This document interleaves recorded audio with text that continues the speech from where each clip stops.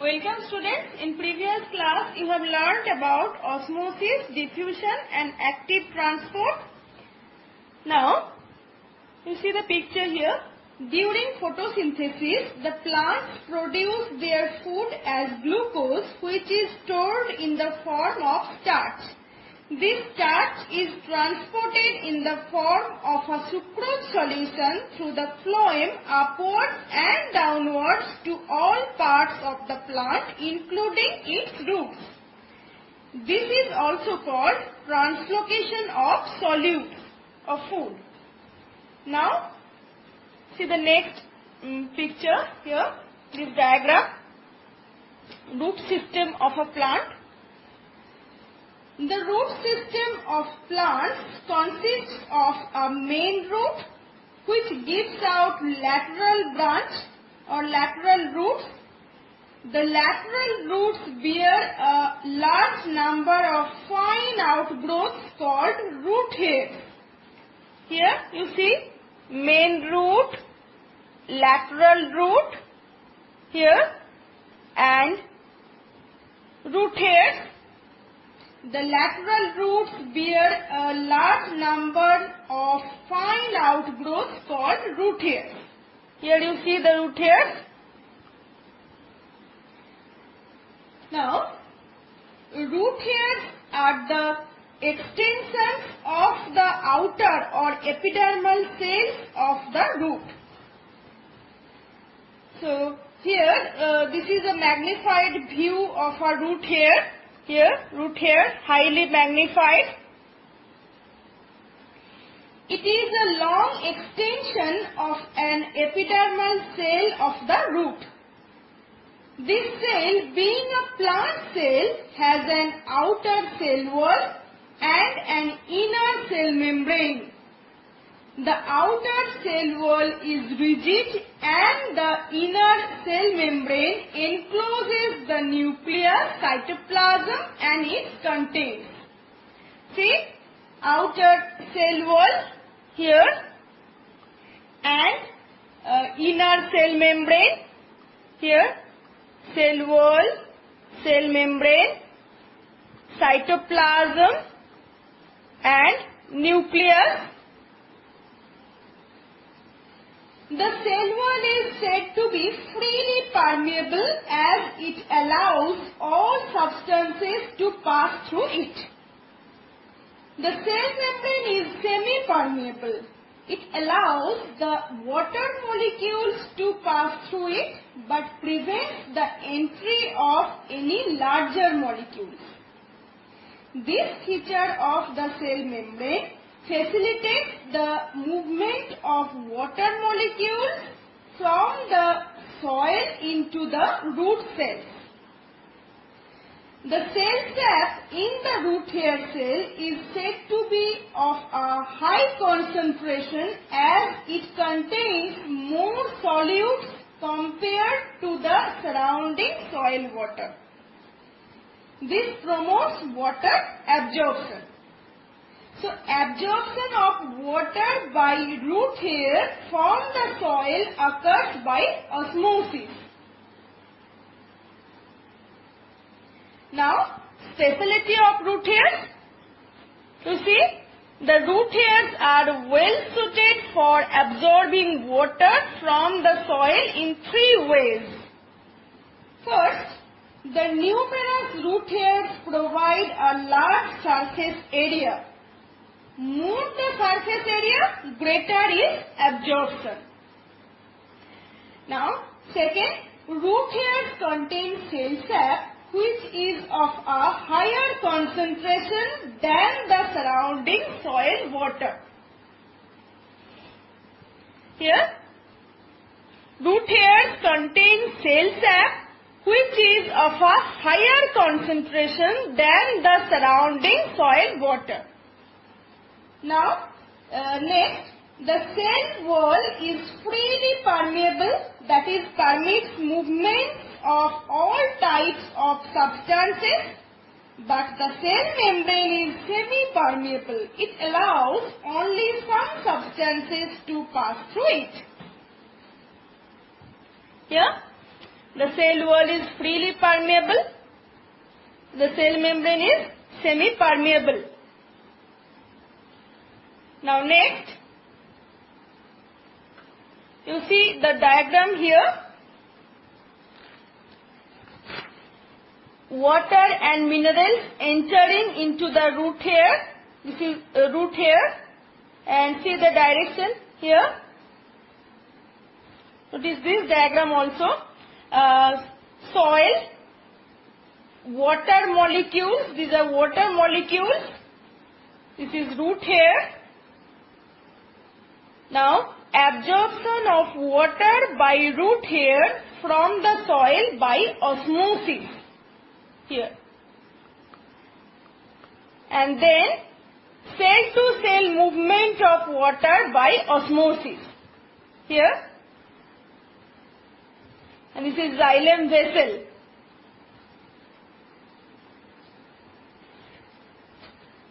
So now, ascent of sap.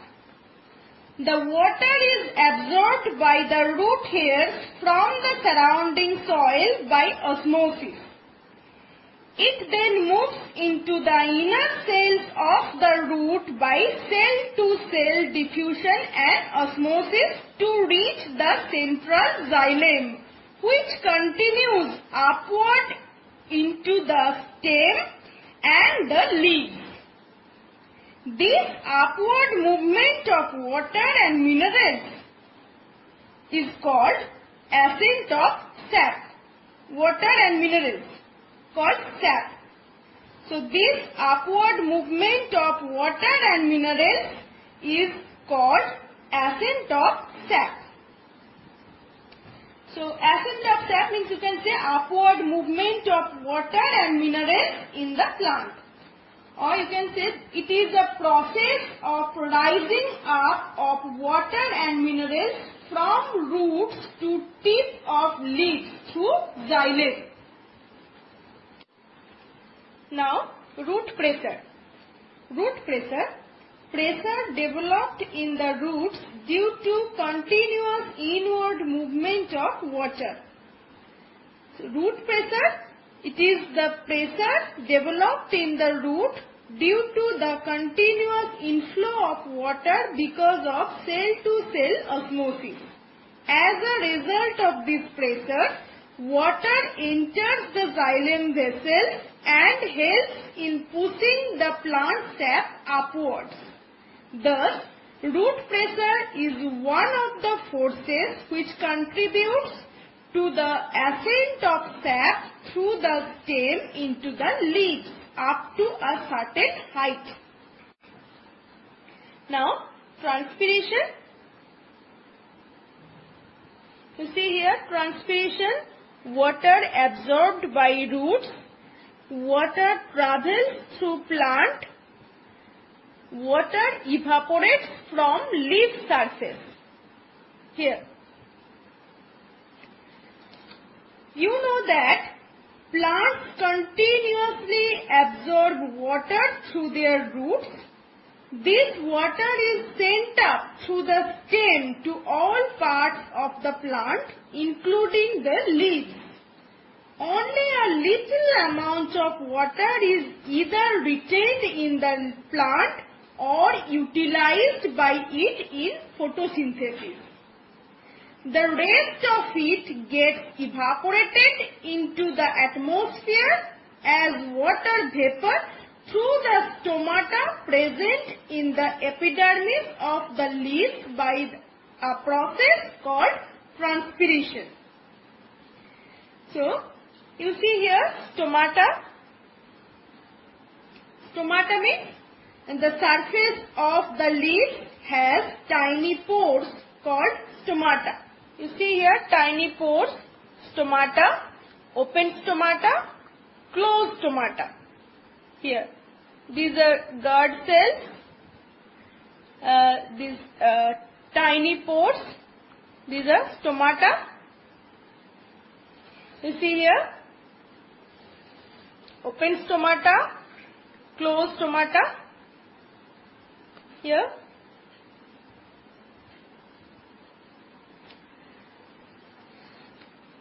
so Transpiration is the loss of water in the form of water vapor from the aerial parts of a plant. As a result of transpiration, a suction force is created in the xylem vessel. This force causes the water to be pulled up from the xylem in the roots to the stem and then to the leaves. This pulling force is called the transpirational pull. This is very important in tall trees where an upward conduction of water takes place up to a height of 100 meters or more. Xylem tissue are in the form of capillary tubes where narrower the diameter, greater is the force of movement of water molecules upward. Whenever the xylem vessel lie empty, such as during the loss of water by transpiration, the water from below rises into them by a capillary force. Now, water molecules are pulled up due to their tendency of remaining jointed together or cohesion and stick to the sides of the xylem vessel or adhesion. So, water molecules are pulled up due to their tendency of remaining joined together or cohesion and stick to the sides of the xylem vessel or adhesion. Now, see factors affecting the rate of transpiration. Here you know transpiration is the loss of water in the form of water vapor from the aerial parts of a plant. Now, sunlight. The following factors affecting the rate of transpiration. Here, sunlight. During daytime, the rate of transpiration is faster. This is because the stomata remain open to allow the inward diffusion of carbon dioxide for photosynthesis. During night time, the stomata remain closed and hence transpiration hardly occurs. So during daytime, the rate of transpiration is faster. Now, temperature. If the outside temperature is higher, there is more evaporation from the leaves, therefore more transpiration.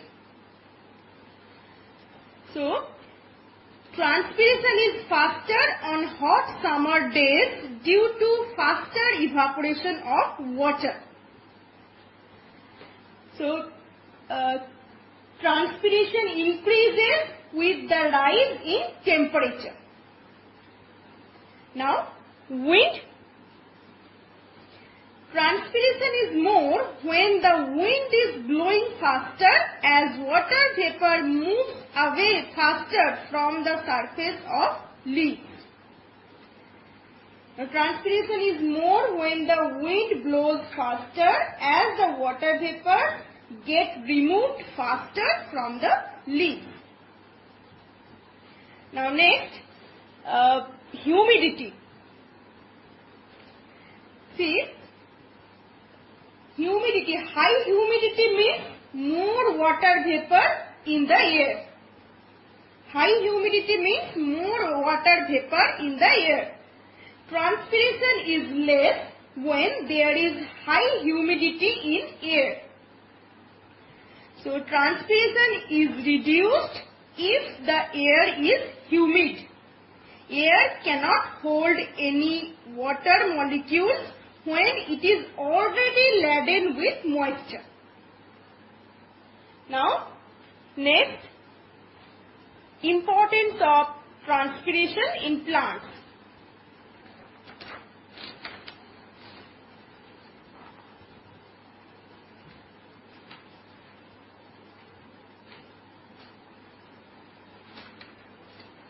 So now, cooling effect. In transpiration, water gets evaporated from the plant. The heat required for this evaporation is obtained from the plant itself, or latent heat, and thus the plant is able to cool itself when it is hot outside. So, evaporation of water during transpiration cools the surface of leaves. This protects the plant from strong sunlight and high temperature. Now, transpiration helps in maintaining the concentration of sap inside the plant body. So, the roots continue to absorb water from the soil. If excess water is not evaporated out, the sap would then become dilute, preventing further absorption of water along with the minerals required by the plant. Dilute means patla. So, transpiration helps in maintaining the concentration of the sap inside the plant body. The release of moisture by transpiration lowers down the temperature of the surrounding atmosphere. So, I think transpiration is clear to you. See here. So, you know that transpiration is the loss of water in the form of water vapor from the leaves and other aerial parts of the plant. So, transpiration is evaporation of water from the surface of the plant, mainly by stomata on the leaves. Plants absorb a large amount of water from the soil, but only about 1% to 2% water is used by the plant for photosynthesis and other activities, and the rest 98% to 99% water is lost through transpiration to the surroundings. See here, water evaporates from the leaf surface. So now next, uses of water in the plant. The water absorbed by the roots is important for the plant in three main ways: transportation, food production and cooling. First, transportation. The water in the plant body, both in xylem and phloem, transports substances in a solution form from one part to another. Now, food production, you know about photosynthesis. Water is required for photosynthesis. It combines with carbon dioxide from the air in the presence of sunlight and chlorophyll to produce glucose and oxygen. Now, cooling. The heat utilized when water is transferred from the surface of leaves in the form of water vapor induces a cooling effect. So now, importance of minerals. Nutrient elements or minerals are essential for the plants to grow well and complete their life cycle properly. The nutrient elements are divided into two broad categories: macronutrients required in larger concentrations and micronutrients required in very small amounts.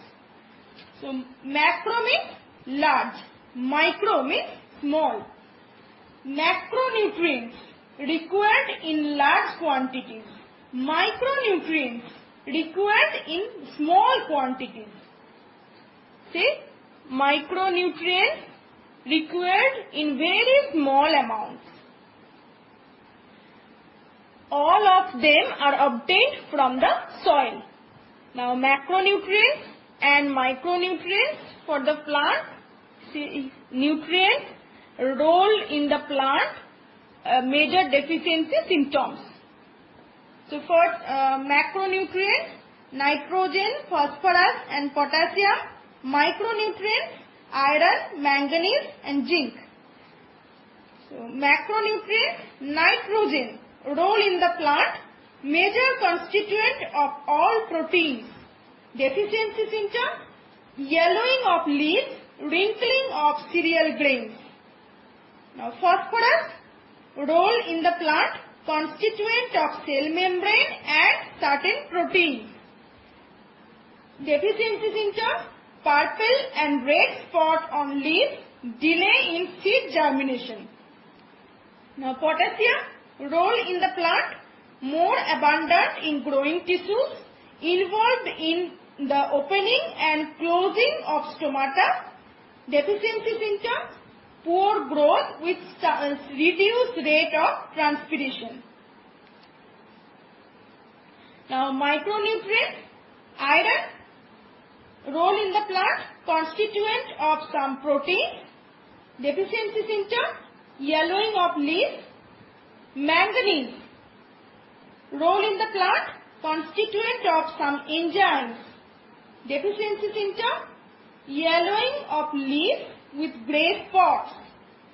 Now zinc, role in the plant, constituent of plant hormones, activate enzymes. Deficiency symptoms, deceived leaves, yellowing of leaves, stunted plant growth. Stunted plant growth is poor plant growth. Now, factors affecting the rate of transpiration. This portion is clear to you. I hope this chapter is clear to you.